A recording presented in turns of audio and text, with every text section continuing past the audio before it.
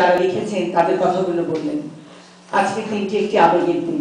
এতে শুধু বিজয় নয়, আমাদের প্রতিটি মানুষের হৃদয়ের যে আবেগ তাই এসেছে এখানে, তা তারা তুলে ধরলেন। তাদের সকলের প্রতি রইল আমার অভিনন্দন। একবার আমন্ত্রণ জানিয়েছিলেন, তিনি আমায় বলেছিলেন যে আজকে আপনি আপনার ৭১ সালের যে কিছু অতীত স্মৃতিচারণ আপনি করবেন। আমি দুঃখিত হুদা, পাচ্ছি না। ৭১-এর দিনের সেই বর্ণনা, সেটা এত সহজে এভাবে এখানে বর্ণনা করা আমার পক্ষে সম্ভব নয়। সেদিন প্রত্যক্ষভাবে যে যুদ্ধ আমি দেখেছি, যে যুদ্ধের মাঝে আমার অংশগ্রহণ, যেটা আমার জীবনের সমস্ত মোড় আমূল পাল্টে দিয়েছে, সেখানে এত সহজে এই পরিসরে বর্ণনা করা সম্ভব নয়। সম্ভব নয় বলে 40 বছরে সেটা নিয়ে আমি কিছু লিখতে পারিনি। আমি আমার জীবনে অনেক কলাম লিখেছি, অনেক ঘটনার ইতিবৃত্ত আমি করেছি, অনেককে আমার লেখার সাবজেক্ট করেছি, কিন্তু আমার জীবনের সে অংশটুকু আমি কখনোই প্রকাশ করতে পারিনি। হতাশার কথাও আমি বলবো না। আমি আমার আগের লেখা থেকে, যেমন একটু আগে আমি ভাবিনি যে আমি এটা পড়বো এই লেখাটা, কারণ হুদার কবিতার পরে অনুসন্ধান হিসেবে এটা আমি পড়ছি। হুদা বললেন আমরা এখন বিজয় দিচ্ছি। আমি সেভাবে আমার অনেক বছর আগের একটা লেখা, সম্ভবত ৬ কি ৭, আমি এখন অ্যাকচুয়ালি লেখাটার তারিখটা মনে নেই যেহেতু দেখিনি, সেটা থেকেই আমি কিছুটা অংশ আপনাদের পাঠ করে শোনাচ্ছি। ভিতরে সম্ভবত গোলাপের পাপড়ি ছড়ানো, সারা রাত জেগে মা বাবার চোখ ফাঁকি দিয়ে চিঠিটির মুসাবিদা করেছে সে। পরদিন চলে যাবে সে রাজধানীর অথবা বড় কোনো শহরের হোস্টেলে। অনেক স্বপ্ন তার দু চোখে, অনেক অনেক পড়াশোনা করতে হবে। মধ্যবিত্ত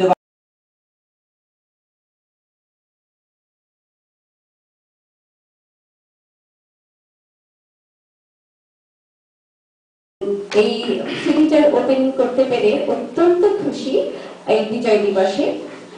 আমি এখানে একটা ছোট্ট ম্যাগাজিন এক্ষুনি পড়ছিলাম, এটা আপনাদের সাথে শেয়ার করতে চাই। এটাকে বলা হচ্ছে বিজয়ের হাসি।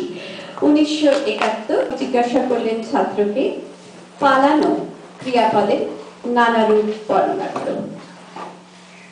স্টুডেন্ট বলছে, আমি পালাই, সে পালায়, তুমি পালাও, তোমরা পালাও, আমরা পালাই।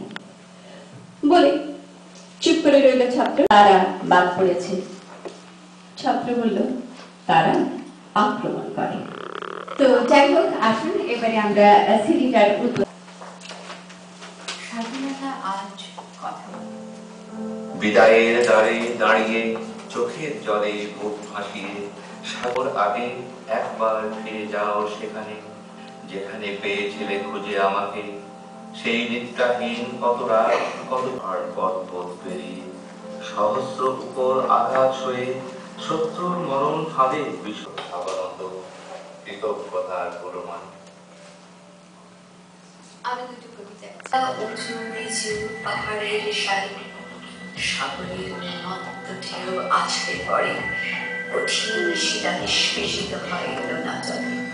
হৃৎপিণ্ডের স্পন্দন দ্রুত হয়, রক্তের স্রোতে ফেনা ওঠে, সকল চিন্তা কেন্দ্রীভূত হয়ে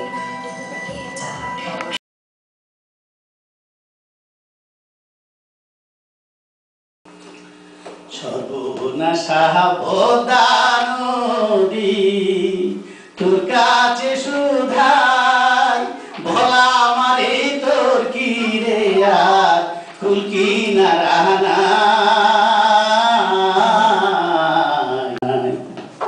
কোন নদীর কুল কিনারা নাই। পারের আশায় তাড়াতাড়ি সকাল বেলায় ধরলাম পারি, পারের আশায় তাড়াতাড়ি সকাল বেলায় ধরলাম পারি। আমার দিন যে গেল। ওনার সাথে জলের যে মেলামেশা তা কিন্তু ঠিক প্রাকৃতিক নয়, এটা হয়তো নিছক আর্থিক, নতুবা একেবারেই সম্পর্কবিহীন। তবুও এখানে খোলা আকাশ, উন্মুক্ত বাতাস, পেছনে দাঁড়ানো বহু বর্ণ সবুজ পাহাড়ের সারি, পাহাড়ি নদীগুলো আর উচ্ছৃঙ্খল ঝর্ণার আঁকাবাঁকা রাস্তাগুলো যেখানে অনাবিল মোহনাতে ধরা দেয়, সেখানে আড়ম্বর নেই। শহরের কোলাহলের বাইরে সবার যেন এক বহুজাতিক মিলন মেলা।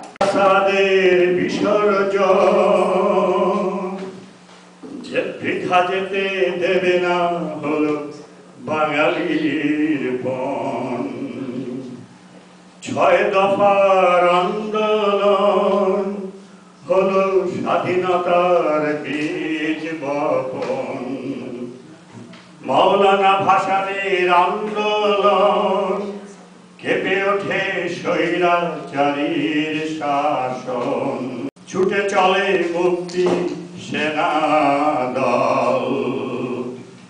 জহুরুল হকের রক্ত বৃথা যেতে দেবে না বাঙালির শর্ত। At the call of Comrade Mujib, there arose the partisan. Call of Comrade Siraj, they arrived at Pyara Bagan. Comrade Mujibের আহ্বান, ছুটে চলে মুক্তি সেনা দল।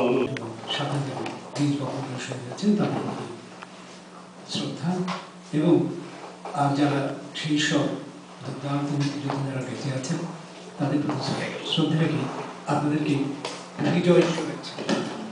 কিছুক্ষণ আগে আমরা এমি ঘোষ ওপার বাংলার মৈত্রী চক্রবর্তী এই প্রশ্নটা আহত করে। আমরা যারা কবি তারা দেশ সীমারেখার বাইরের মানুষ, আমরা বিশ্ব সভ্যতা বিশ্বের নাগরিক।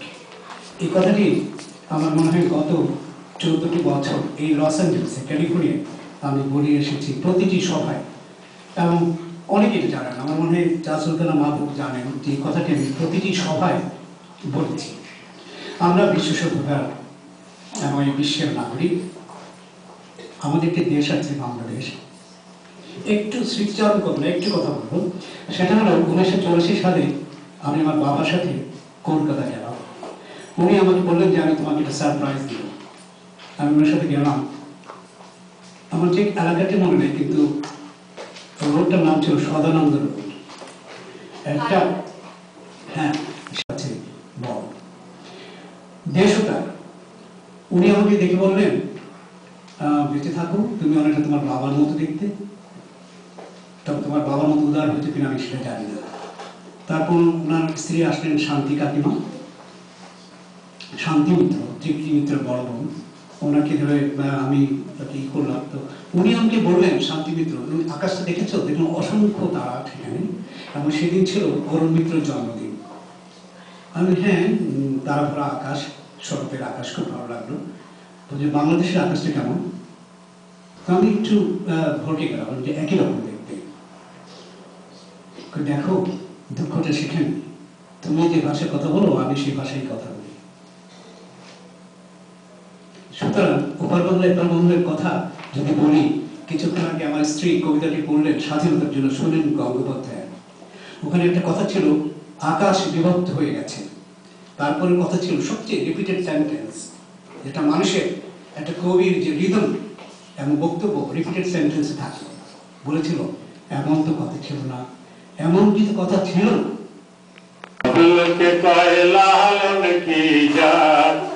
সংসারে লালন দলে জাতির কিরু, লালন দলে জাতির কিরু, দেখলাম নাই নজরে। সব লোকে কয় লালন কি জাত সংসারে, সব লোকে কয় লালন কি জাত সংসারে।